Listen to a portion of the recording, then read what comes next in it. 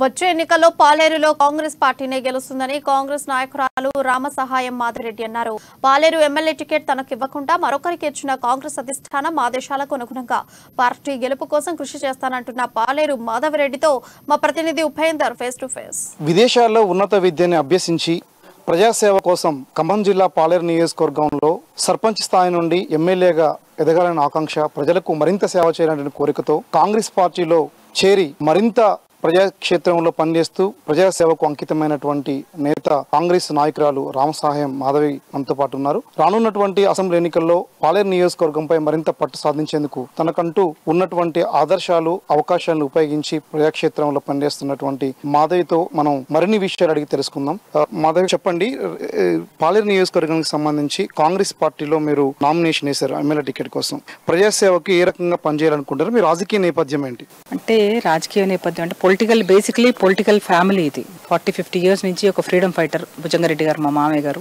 ఒక 1100 acres వారి చేతికి వచ్చినా కూడా భావాలు మాత్రము ఒక కమ్యూనిజం అంటే మినిమం, అంటే వాళ్ళకు ఒక కారు కొనుక్కోవాలా, ఇల్లు కట్టుకోవాలా, మా పిల్లలకి ఇంకేదో చేయాలా, అలాంటి భావనలు లేకుండా సింప్లిసిటీ. అంటే కాంగ్రెస్కి అప్పుడు సిపిఎంకి ఉన్న ఆ గొడవలలో కాంగ్రెస్ కార్యకర్తలను కాపాడుకొని వాళ్లకు ధైర్యం ఇచ్చిన లెజెండ్ భుజంగారెడ్డి గారు. సో ఆ ఫ్యామిలీ నుంచి వచ్చిన తర్వాత మా ఫ్యామిలీ కూడా not incline to political, but చదువు అంతా కూడా హైదరాబాద్ లో చదువుకొని యుఎస్ లో కొంతకాలం ఉండేసి వచ్చిన తర్వాత మా వారికి చాలా పొలిటికల్ దిస్తింగ్, చాలా దానికి ఆయనకి పొద్దున్న లేస్తే పాలేరులో ఎవరితో మాట్లాడాలన్నా ఒక రోజు మాట్లాడాలి కంపల్సరీ, లేకపోతే నిద్రపోయేవారు కాదు. అదంతా చూసిన తర్వాత కూడా ఇండియాకి వచ్చిన తర్వాత బేసిక్ గా అప్పుడు అనుకోకుండా ఈ సర్పంచ్ ఎలక్షన్స్ రావటం, ఈ ఫ్యామిలీ నుంచి అయితేనే మళ్ళీ బోర్డు కూడా 25 years సిపిఎం బోర్డు ఉండడం, ఇక్కడ మీరు వస్తేనే గానీ రాదు అనటం, అంతా కాకలేక అట్లా కలిసి వచ్చి అంటే అట్లా జరిగింది డెస్టినీ ఏమో.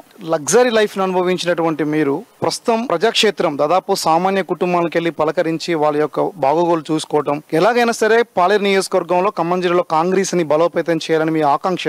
మీకు ఆదర్శవంతమైన నాయకులు ఎవరు? మీరు కాంగ్రెస్ పార్టీని ఎలా బలోపేతం చేయాలనుకుంటున్నారు? బలోపేతం కొత్తగా చేయాల్సింది ఏం లేదండి. కాంగ్రెస్ అనేది పాలేరులో ఆల్రెడీ స్ట్రెంత్ అనేది ఉంది. లాయల్ గా ఉన్న ఓటర్స్ ఉన్నారు, కార్యకర్తలు ఉన్నారు. ఇట్లా గుండెలు ఇస్తే ఏముండదు అంటే కాంగ్రెస్ కనపడుతుంది, 3 రంగుల జెండా. కాబట్టి నేను ఆ ఫ్యామిలీతో వచ్చిన తర్వాత మామయ్య గారే నాకు ఆదర్శం ఫస్ట్. వారి తర్వాత నేను పొలిటికల్ ఎంట్రీ ఇచ్చిన తర్వాత మటుకు నాకు కనిపించిన ఒక ఇంటెలెక్చువల్, పార్టీ కోసము కష్టపడి పార్టీని అంటే ఒక 20-30 years నుంచి ఒక ఎంపీగా చేసిన నాయకురాలు శ్రీమతి రేణుకా చౌదరి గారు. ఆమె మొన్న గుండాల్లో చూసి నాకు అనిపించింది. 20 years బ్యాక్ ఒక అతను బాబు, ఆ వయసులో చిన్న బాబు చాక్లెట్స్ ఇచ్చిందట మేడము. ముందుకు పోయి ఆ అబ్బాయి ఇప్పుడు పెళ్లి అయిపోయి పిల్లలు వెనక్కి వచ్చి, మేడం ఆ రోజు మా ఊర్లో రోడ్ లేదు, లైట్లు లేవు, టెలిఫోన్ టవర్స్ లేవు, అన్ని కూడా మీరు రేపించినారు మేడం అని ఒక యువక నాయకుడు 25-30 years ఉంటాయేమో వెనక్కి వచ్చి చెప్పడము. ఇలాంటి చాలా చేస్తారు మేడం. పాలేరు పర్ణశాల అని ఊరికే రాలే ఆ పేరు. ఆ వెంగళరావు గారి తర్వాత, అభివృద్ధి ప్రదాత అయిన వెంగళరావు గారి తర్వాత నెక్స్ట్ చెప్పుకోదగ్గ నేత ఎవరు అంటే రేణుకా చౌదరి గారు. కాంగ్రెస్ కి సంబంధించినటువంటి పార్టీకి మీరు ఎమ్మెల్యే టికెట్ పాలేరు నుంచి దరఖాస్తు చేసుకున్నారు. ఇప్పటికే తుమ్మల నాగేశ్వరరావు, కందాల ఇంకో మరోవైపు పొంగులేటి శ్రీనివాసరెడ్డి కూడా పోటీ చేసే అవకాశం ఉంది అనేటువంటి కూడా చర్చ జరుగుతుంది. ఈ నేపథ్యంలో కాంగ్రెస్ పార్టీ టికెట్ రాకపోతే మీరు ఏ నిర్ణయం తీసుకోబోతున్నారు? కాంగ్రెస్ టికెట్ వస్తే ఏ రకమైన సేవ చేయాలనుకుంటున్నారు?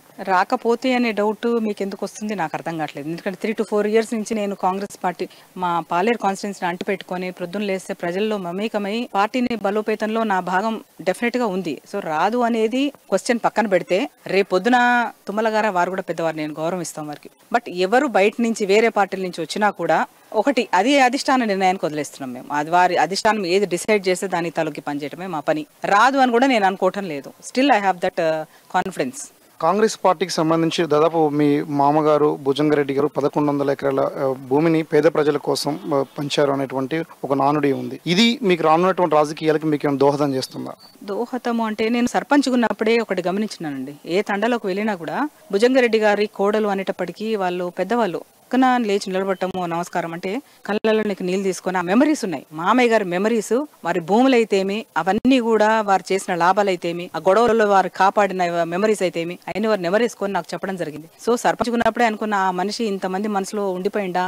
సో అది డెఫినెట్ గా ఇప్పుడు నేను ఎవరు అంటే నా ఐడెంటిటీ ఎవరు? మరి భుజంగారెడ్డి కోడలే నాకు. మేడం, ఉన్నత వర్గంలో పుట్టిన మీరు అట్టడుగు వర్గాల ప్రయోజనాల కోసం పనిచేస్తున్నారు అనేటువంటిది నానుడి ఉంది. ఇప్పటివరకు చాలా మంది ప్రజలకి మీరు అన్ని రకాలుగా సేవా కార్యక్రమాలు వేసి ఆదుకున్నారనే కాన్సెప్ట్ ఉంది. రానున్నటువంటి ఈ 4 మండలాల్లో కూడా మీకు బలమైనటువంటి క్యాడర్ ఉందా? అసలు మీ బలం ఏంటి పాలేరు నియోజకవర్గం గెలుపుకి సంబంధించిన పాయింట్ ఆఫ్ వ్యూలో? క్యాడరే, నా కార్యకర్తలే బలం. వారిని కాకపోతే మా ఎమ్మెల్యే గారు మా కాంగ్రెస్ పార్టీ కార్యకర్తలు అంటే చాకులు లాంటి పిల్లలు సైనికుల్లాగా పనిచేసి ఆయన గాని గెలిపిస్తే నెల 2 నెలలు వెళ్ళిపోయాను ఆయన. మళ్ళీ ఏమైపోయింది, కాన్స్టిట్యున్సీ ఎంత అనాథ అయిపోయింది. మళ్ళీ టీఆర్ఎస్ అయినా అధికార పార్టీయా, వాళ్ళ అధికార పార్టీ వాళ్ళు కాంగ్రెస్ పార్టీ నా కార్యకర్తల మీద ఎలాంటి అరాచకాలు, కబ్జాలు, ల్యాండ్ మాఫియా, భూ కబ్జాలు, అలాంటి కేసులు ఎన్ని హరాస్మెంట్లు చేసినా కూడా చెక్కు చెదరని కార్యకర్తలు ఇంకా ఉన్నారు. వాళ్ళు నేను ఈ 4 years నుంచి చూస్తున్నాం ఇదంతా కూడా. సో ఇప్పుడు కొత్తగా ఏదో జరుగుద్ది లేకపోతే ఇంకెవరో వస్తారు అనేదైతే నేను అనుకోవటం లేదు. ఇది సంబంధించి పాలేరుకి సంబంధించి టికెట్ ఆశిస్తున్నటువంటి నేతగా మాధవరెడ్డి ఇప్పటికే ఖమ్మం జిల్లా కాంగ్రెస్ చాలా బలోపేతంగా ఉంది. రానున్నటువంటి కాలంలో మహిళలను ఎవరు అవమానపరచడానికి లేదు, మహిళా ఆదిశక్తిలాగా ముందుకెళ్తుంది. కాంగ్రెస్ని గెలిపించేందుకోసం పార్టీ టికెట్ ఇచ్చినా ఇవ్వకపోయినా కాంగ్రెస్ని గెలిపే లక్ష్యంగా పనిచేస్తామని చెప్పేసి అభిప్రాయం వ్యక్తం చేస్తున్నారు. ఇది కెమెరా పర్సన్ నరేష్తో ఉపేందర్, అమ్మానీస్, పాలేరు నియోజకవర్గం.